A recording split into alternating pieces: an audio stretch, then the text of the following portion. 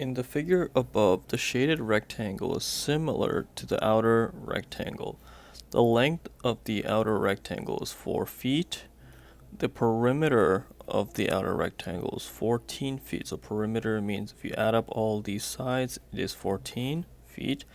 If the width of the shaded rectangle is 2 feet, so the width of that is 2 feet, what is the area of the shaded rectangle? So what is this area? So that's what we have to figure out. Now, just something to point out here. The word similar basically means that you have something like this and you just scale it, right? You just scale it outward or you scale it inward. In this case, it's scaled outward. It's similar to when you zoom in on an image. You're scaling the image, right? Okay. So that's something to keep in mind. So they're both rectangles, meaning that if this is 4 feet, this will also be 4 feet. If this is 2 feet, this will be 2 feet, right? And what else can we do here? We can okay, so this is the length of the outer rectangle is 4 feet, and the perimeter of the outer rectangle is 14 feet. So we know that the perimeter of this outer rectangle of this whole thing is 14 feet.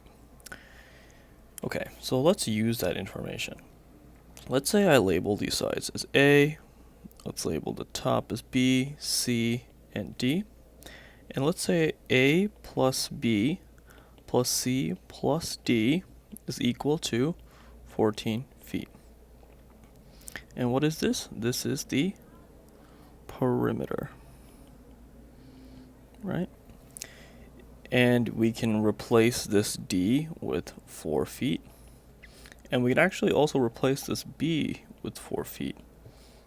Because again, the D and the B are equal because it's a rectangle.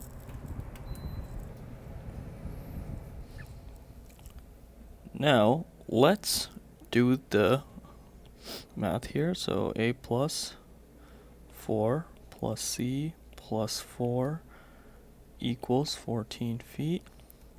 Let's do A plus C is equal to 14 minus, what is 4 plus 4? 8.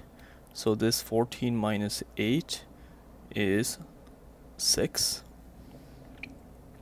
So 6 feet.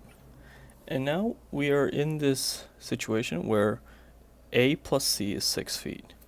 What do we know? We know that A and C are the same length, right?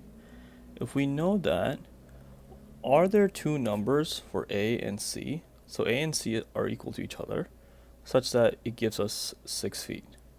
Yeah, and the answer is 3, right? 3 plus 3 gives you 6, and this 3 is also equal to 3, meaning A is equal to C. Because A has to equal C, and 3 will equal 3.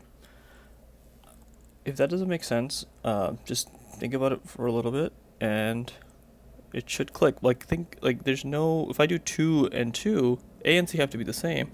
If I do 2 and 2, it gives me 4. That's not what we have here. We have 6. So we can say that A equals C, which equals 3, to make this work.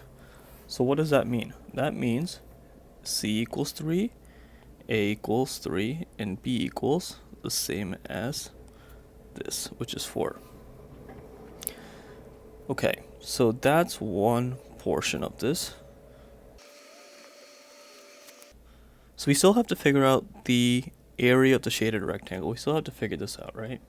How do we do that if we know the outside lengths? Does that even help us figure out what this inside portion is? Like, does knowing A, C, B, and D help us here? And the answer is it does. But how?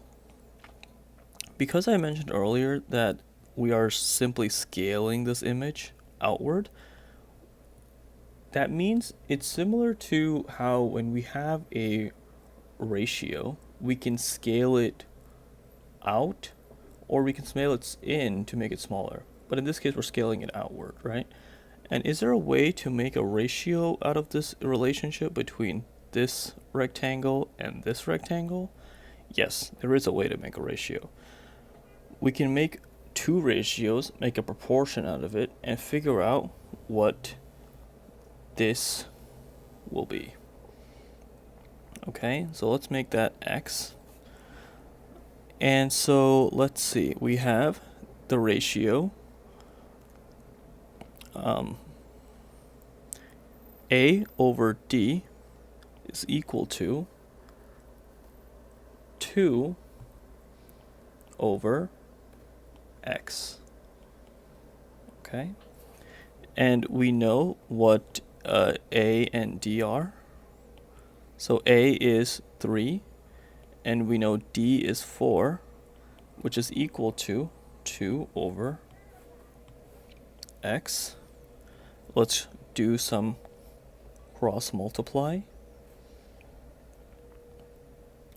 And we're left with 3x is equal to 8, and x is equal to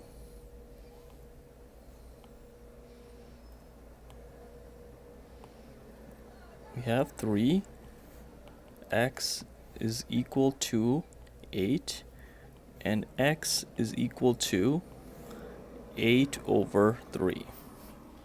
So the value of this portion is this right here, 8 over 3. We still have to find out what is the area of the shaded rectangle. And we're almost there.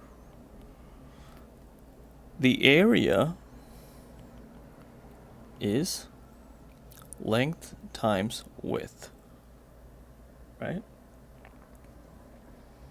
And now what is the length? The length is 2.